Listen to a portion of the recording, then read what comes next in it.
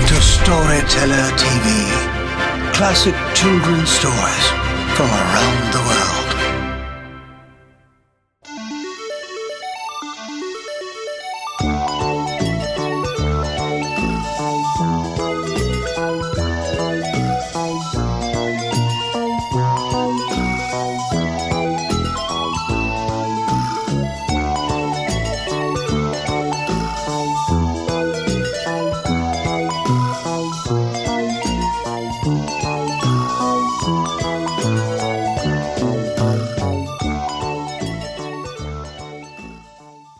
The Emperor's New Clothes. "The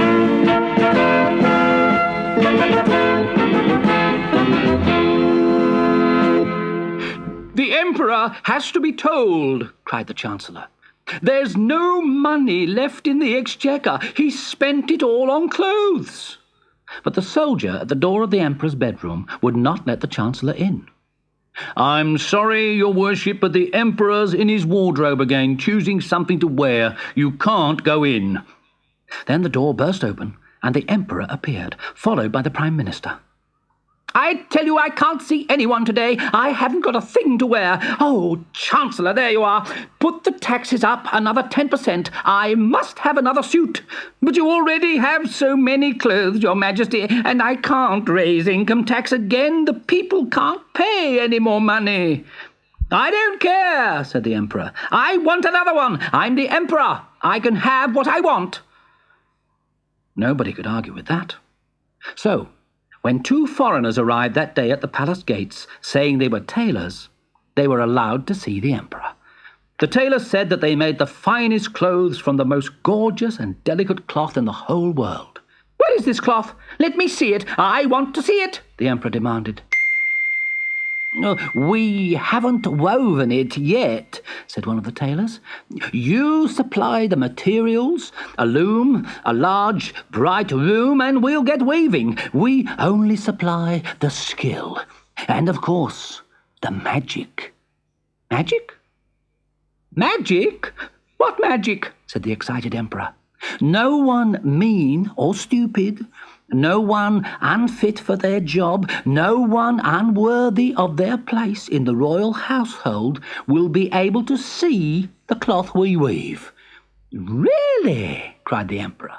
"Amazing! Wonderful! Begin right away. I'll wear them tomorrow for the big parade through the city. Chancellor, give these men everything they need." And he strode back upstairs to his dressing room. The tailors were taken to a big, comfortable room in the palace and left to start work on the large loom. But all they did was sit down and put their feet up on the royal chairs. And when the materials were brought, silk and mohair and pearls and cloth of gold, they hid them out of sight. The Emperor sat in his throne room thinking about the wonderful cloth being woven downstairs. Suddenly, he grinned wickedly. "I'll use this chance to find out if any of my ministers are mean or stupid or unfit for their jobs." And so he sent for the Chancellor. "Ask how soon it'll be ready, then come back and tell me how it looks. Of course, you may not see anything at all." So the Chancellor knocked on the sewing-room door, and one of the tailors opened it. "Oh, come in, Chancellor, come in. As you can see, it's almost finished." In the centre of the room stood the big weaving loom, completely empty. The Chancellor just stared at it. "What?" he thought. "Am I stupid? Or mean? Am I unfit for my job? I can't see anything. This is dreadful." "Yes, it's very nice, lovely," he mumbled. "I like the pattern." "Oh, I can see you have good taste," said one of the tailors. "Tell the Emperor his clothes will be ready early tomorrow, but we need some cloth of gold." So the Chancellor went back to the Emperor, trembling and close to tears. Well, how does it look?" "Oh, superb, sire. I've never seen anything quite like it." The Emperor rubbed his hands gleefully at the thought of his lovely new clothes, and told himself that he'd been right to appoint the Chancellor. Good man, good man. Now, send the Archbishop along to have a look at my new clothes. The Archbishop was sent in to see the magic cloth on its loom. After him, it was the Prime Minister, and then the Commander-in-Chief of the army. They all stared at the empty loom and thought how dreadful it was not to see any beautiful cloth. Am I mean? Thought the Archbishop. Am I stupid? Thought the Prime Minister. Am I the wrong man to be in charge of the army? Thought the Commander-in-Chief. And to hide their doubts, they all threw up their hands and admired the cloth. I particularly like the fringe, said the Archbishop. What unusual colours, said the Prime Minister. Yes, excellent, first class, said the Commander-in-Chief. They all trooped upstairs to tell the Emperor how wonderful the cloth was, and then the Emperor went down to be fitted for his new clothes. But as he entered the room, he was suddenly gripped by fear. Oh, my goodness! I can't see a stitch of cloth. Am I more mean or stupid than all my ministers put together? Or am I not fit to be emperor?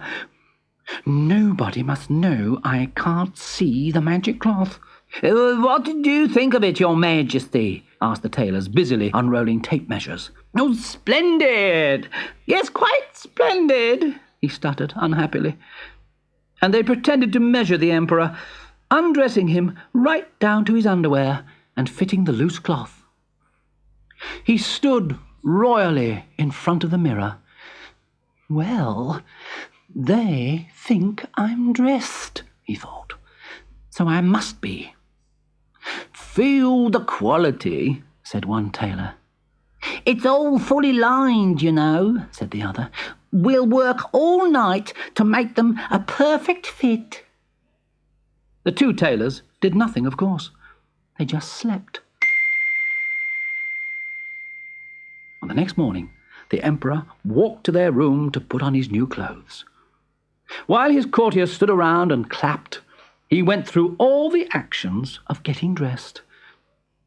You look magnificent, Your Majesty, said the Chancellor, anxious to keep his job.